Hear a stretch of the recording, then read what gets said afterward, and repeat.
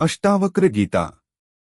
मुनि अष्टावक्र राजा जनक को बंधन और मोक्ष का गूढ़ रहस्य समझाते हुए कहते हैं कि जब मन किसी एक विषय या दृष्टि पर केंद्रित होता है तब वह बंधन में होता है, वहीं जब मन समस्त दृष्टियां और विषयों से मुक्त हो जाता है तब मोक्ष की प्राप्ति होती है। उनके अनुसार आसक्ति ही बंधन का कारण है, जबकि पूर्ण अनासक्ति मोक्ष का द्वार खोलती है। इसलिए जब तक चित्त किसी एक चीज से जुड़ा रहता है तब तक वह बंधा रहता है, और जब वह सब बंधनों से मुक्त हो जाता है तब मोक्ष की अवस्था प्राप्त होती है। मुनि अष्टावक्र एक और महत्वपूर्ण तथ्य यह पर प्रकाश डालते हैं कि केवल कर्म में संलग्न होना ही बंधन नहीं है, बल्कि आत्मा से अलग प्रतीत होने वाले समस्त विषयों के प्रति किसी भी प्रकार का आकर्षण या दृष्टि भी बंधन का कारण बनती है। यही दृष्टि वासना का आधार बनती है। जहाँ दृष्टि होगी वहीं वासना भी उत्पन्न होगी। यदि किसी विषय पर दृष्टि ना हो तो वासना के पनपने का अवसर ही नहीं मिलेगा और वह स्वाभाविक रूप से शांत हो जाएगी। इसलिए जब चित्त संसार, स्वर्ग या मोक्ष किसी भी प्रकार की दृष्टि से मुक्त हो जाता है तब सच्ची अनासक्ति प्राप्त होती है। मोक्ष तभी संभव है जब चित्त की दृष्टि समस्त विषयों से हटकर आत्मा पर केंद्रित हो जाती है। परंतु यहाँ एक शंका उठती है, यदि चित्त जब विषयों की ओर देखता है तो बंधन में रहता है और आत्मा की ओर देखता है तो मुक्त हो जाता है, तो क्या यह मोक्ष भी अस्थायी हो सकता है? क्योंकि चित्त स्वभाव से चंचल है और उसकी दृष्टि पुनः विषयों की ओर जा सकती है। यदि इसे इच्छा के बल पर जबरदस्ती अनासक्त किया जाए तो यह फिर से विषयों की ओर आकर्षित हो सकता है। लेकिन जब चित्त स्वाभाविक रूप से अनासक्त हो जाता है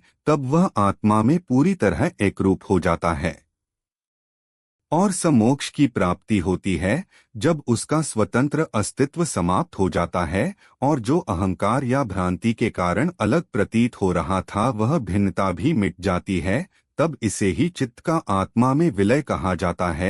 इसके बाद उसमें वासना या इच्छाओं की कोई तरंग उत्पन्न नहीं हो सकती। ठीक वैसे ही जैसे भुने हुए चने से अंकुर नहीं निकल सकता, जब चित्त पूर्ण रूप से आत्म स्वरूप में स्थित हो जाता है तो उसका स्वतंत्र अस्तित्व नहीं रह जाता और फिर उसमें वासना का कोई बीज भी शेष नहीं रहता। मुनि अष्टावक्र आगे कहते हैं, यदा नाहम तदा मोक्ष, यदा अहम बंधन मैरी मैं का भाव ही विभिन्नता की अनुभूति कराता है। यही अहंकार है और इसके समाप्त होते ही समस्त भिन्नताएं मिट जाती हैं। चित्त रूपी वायु के स्पंदन से आत्मा रूपी शांत महासागर में एक तरंग उत्पन्न होती है, जिससे अज्ञान और भ्रांति के कारण स्वयं को आत्मा से भिन्न अनुभव करने का भ्रम उत्पन्न हो जाता है।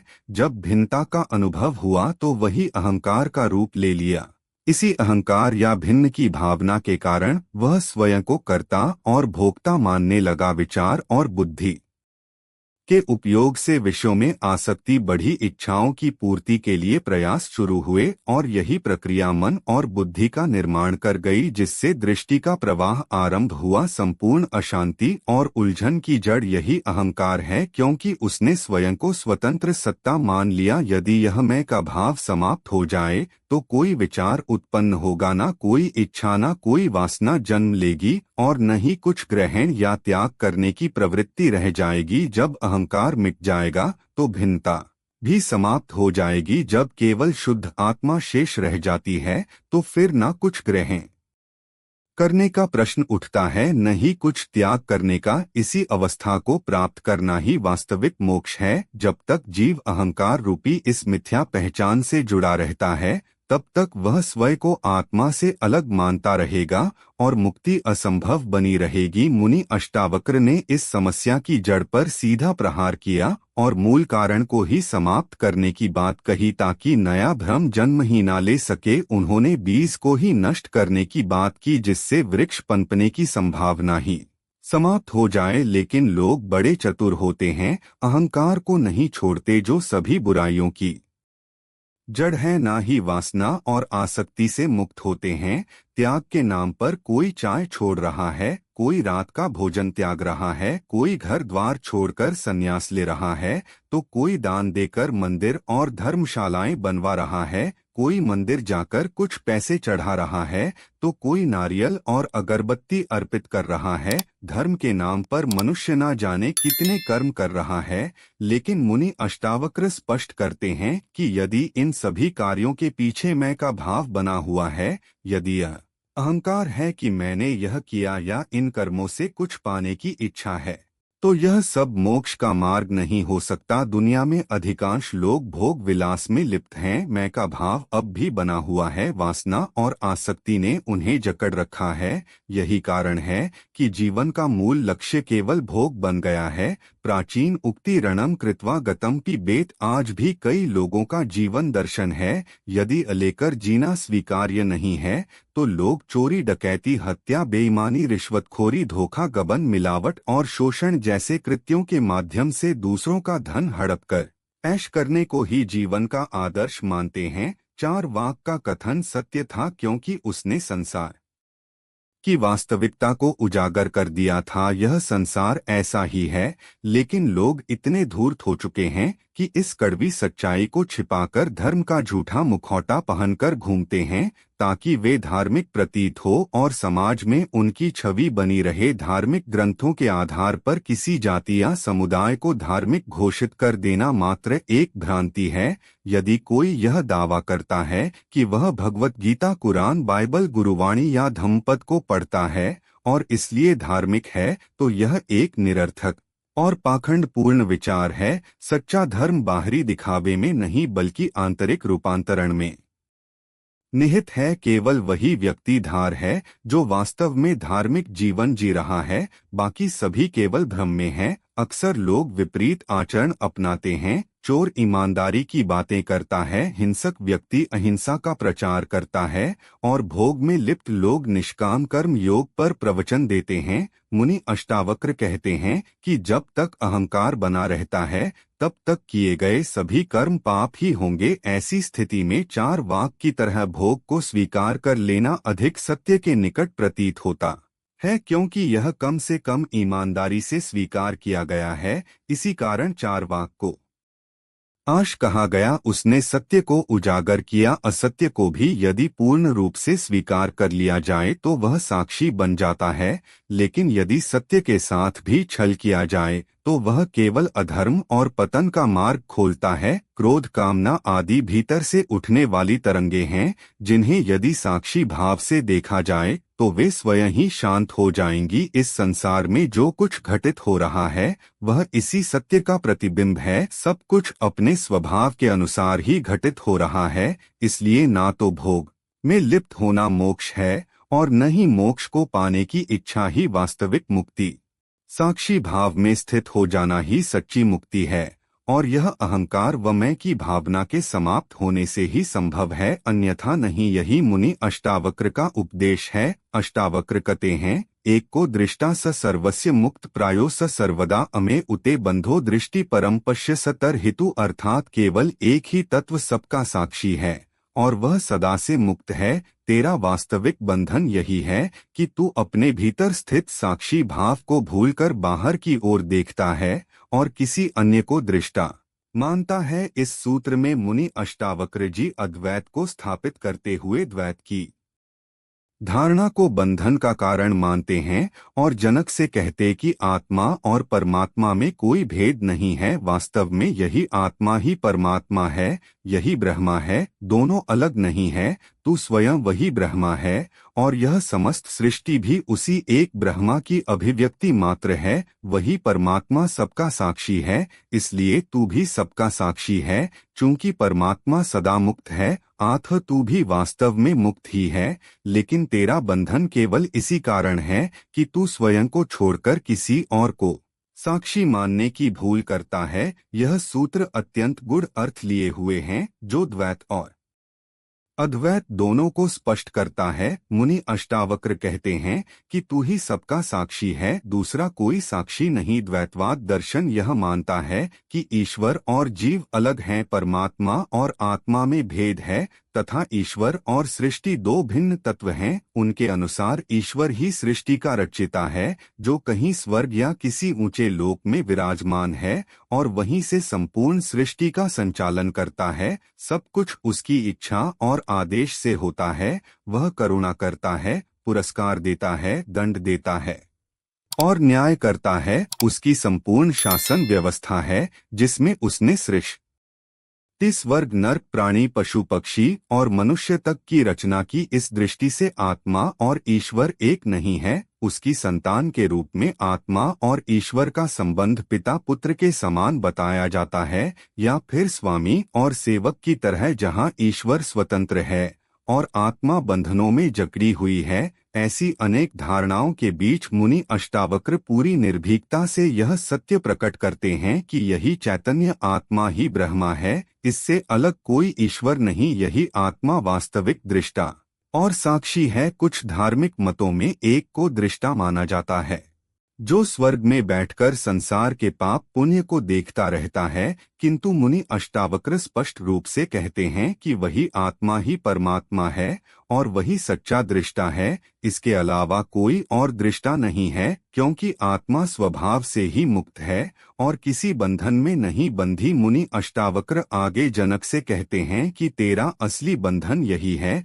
कि तू आत्मा के अतिरिक्त किसी और को मानता है। जब कोई दूसरा मौजूद होगा तो बंधन अनिवार्य रूप से होगा, लेकिन यदि केवल एक की सत्ता है तो बंधन का कोई आधार नहीं रह जाता, वह स्वतः ही मुक्त है। यदि ईश्वर आत्मा से अलग और उससे श्रेष्ठ होता तो बंधन की धारणा उत्पन्न होती, जहां आत्मा उसके अधीन गुलाम या सेवक बन जाती, किंतु जब दूसरा कोई है ही नहीं तो बंधन भी संभव नहीं। इसलिए आत्मा से अलग किसी ईश्वर के अस्तित्व को स्वीकार करना भी बंधन का ही रूप है। ऐसी आत्मा कभी वास्तविक मुक्ति को प्राप्त नहीं कर सकती, क्योंकि जो धर्म ईश्वर को आत्मा से भिन्न मानते हैं उनमें मुक्ति की अवधारणा नहीं पाई जाती। वे केवल स्वर्ग, नर्क या ईश्वर के राज्य की बात करते हैं। केवल अद्वैत दर्शन ही मुक्ति की वास्तविकता को स्वीकार कर सका है। स्वतंत्रता में एक अनजाना भय और असुरक्षा होती है और मनुष्य स्वभाव से ही किसी न किसी अधीनता की तलाश करता है। इसी कारण उसने ईश्वर को स्वामी और स्वयं को उसका सेवक मान लिया। इसी मानसिकता से द्वैतवाद धर्मों की उत्पत्ति हुई। शास्त्र कहते हैं अयम आत्मा ब्रह्मा और तत्वमसि, यही अद्वैत की मूल अवधारणा है। मुनि अष्टावक्र अद्वैतवादी हैं, इसलिए वे जनक से कहते हैं कि तू स्वयं आत्मा है और यही आत्मा ही सबका दृष्टा और परमात्मा है। इससे भिन्न किसी आकाश में स्थित परमात्मा को दृष्टा मानना ही तेरा बंधन है। केवल अज्ञानी ही आत्मा से भिन्न किसी ईश्वर को दृष्टा, कर्मों का फल देने वाला और कर्ता मानते हैं, जबकि ज्ञानी इस विचार को स्वीकार नहीं करते। मुनि अष्टावक्र आगे कहते हैं अहंकर्ता यह मानना ही एक विशाल काले सर्प के डंक के समान है, जो अहंकार रूपी विष से भरा हुआ है। लेकिन यदि तू मैं करता नहीं हूँ इस विश्वास रूपी अमृत को ग्रहण कर ले तो सुखी हो सकता है। इस सूत्र में मुनि अष्टावक्र अहंकार को ही समस्त दुखों का मूल कारण बताते हैं और समझाते हैं कि यही अहंकार तुझे कर्ता होने का भ्रम देता है, जिससे तू बंधन में पड़ जाता है। मैं होने की भावना ही तुझे ब्रह्मा और चेतना से अलग कर देती है। जब तक अहंकार बना रहेगा तब तक तू स्वयं को आत्मा से भिन्न समझता रहेगा और यही भिन्नता सभी दुखों का मूल कारण है। इसलिए मैं अलग हूँ, मैं करता हूँ, इस अहंकार को त्याग कर यह स्वीकार कर कि कर्ता केवल ईश्वर है और मैं तो मात्र एक निमित्त या साधन हूँ। इस विश्वास रूपी अमृत को अपनाकर आनंदित हो जा। इस सूत्र में अहंकार की गहराई को समझना आवश्यक है, क्योंकि समस्त सृष्टि का उद्गम उसी एक ब्रह्मा से हुआ है। एक ही चेतना ने अनेक रूपों में अभिव्यक्ति पाई है। व्यक्तिगत स्तर पर यह आत्मा के रूप में प्रकट होती है, जबकि समष्टिगत रूप में यही चेतना ब्रह्मा कहलाती है। प्रारंभ में इस ब्रह्मा में एक इच्छा उदित हुई, मैं एक हूँ, अनेक हो जाऊं। इसी इच्छा से सुप्त शक्ति का जागरण हुआ, जो आगे चलकर विविध रूपों का सृजन करने लगी। इन विभिन्न स्वरूपों में व्याप्त चेतना ने जब स्वयं को उस परम चेतना से अलग अनुभव किया तब मैं की भावना उत्पन्न हुई। यही मैं की भावना स्वचेतना और विराट चेतना के मध्य अलगाव का कारण बनी। मुनि अष्टावक्र कहते हैं कि मैं करता हूँ का अहंकार विशाल काले सर्प के दंश के समान है, जबकि मैं कुछ नहीं करता का विश्वास अमृत के समान है, जिसे पीकर तू सुखी हो सकता है। यह मैं अथवा अहंकार एक अंधीन भिखारी की भांति है, जिसे चाहे जितना भरने का प्रयास किया जाए यह हमेशा रिक्त ही रहता है। सिकंदर जैसा महान विजेता भी अंततः यही स्वीकार करता है कि वह खाली हाथ जा रहा है। इस संसार का संपूर्ण ताना बाना अहंकार के इर्द गिर्द ही बुना गया है। मनुष्य की वास्तविक आवश्यकताएं अत्यंत सीमित हैं, जिन्हें सरलता से पूरा किया जा सकता है, किंतु उसके अधिकांश प्रयास केवल अहंकार की तृप्ति के लिए होते हैं। यह अहंकार व्यक्ति को कठिन और दुष्कर कार्यों में रुचि लेने के लिए प्रेरित करता है,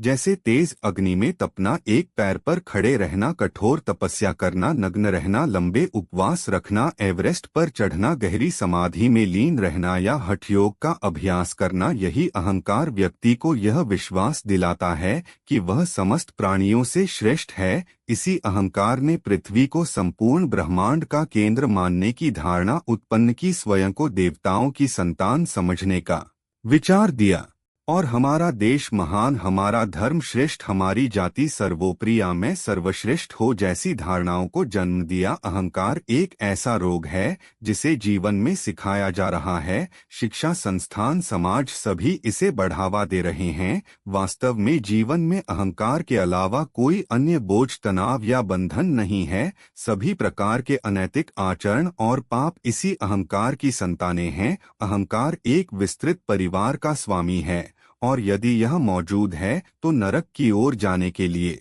किसी अन्य पाप की आवश्यकता नहीं। एक बार अहंकार स्थापित हो जाए तो बाकी सभी पाप स्वतः ही उसके साथ चलते रहते हैं, उन्हें अलग से करने की जरूरत नहीं पड़ती। मुनि अष्टावक्र ने अहंकार को एक विशाल और भयावह काले सर्प की उपमा दी है, जो न केवल बड़ा है बल्कि अत्यंत विषैला भी है। यह कोई साधारण समस्या नहीं बल्कि गहरे स्तर पर जड़े जमाए बैठा है। मुनि अष्टावक्र केवल इस अहंकार के अस्तित्व को उजागर ही नहीं करते बल्कि इससे मुक्त होने का उपाय भी बताते हैं। उनका कहना है कि अहंकार से छुटकारा पाने का एकमात्र मार्ग है मैं के बंधन से मुक्त हो जाना। जब मनुष्य यह स्वीकार कर ले कि वह कुछ नहीं करता बल्कि यह समस्त सृष्टि अपने नियमों से संचालित हो रही है और परमात्मा ही वास्तविक करता है, तब अहंकार स्वतः समाप्त हो जाता है। यही सच्ची मुक्ति है, जिससे वास्तविक आनंद संभव है।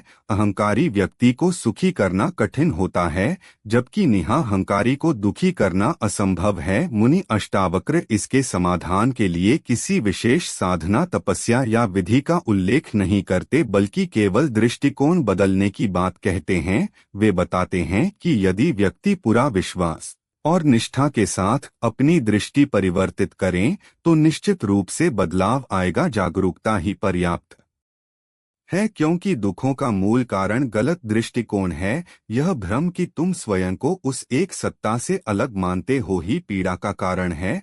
तुम अपनी अलग पहचान बनाए रखना चाहते हो, सह अस्तित्व को स्वीकार नहीं करते, जबकि तुम समग्र का ही एक हिस्सा हो, पृथक नहीं। ना तुम्हारा जन्म पर अधिकार है ना मृत्यु पर, फिर भी बीच में निरर्थक रूप से कर्ता होने का अहंकार पाले बैठे हो। मुनि अष्टावक्र ने इस सूत्र में गहन सत्य को प्रकट कर दिया है।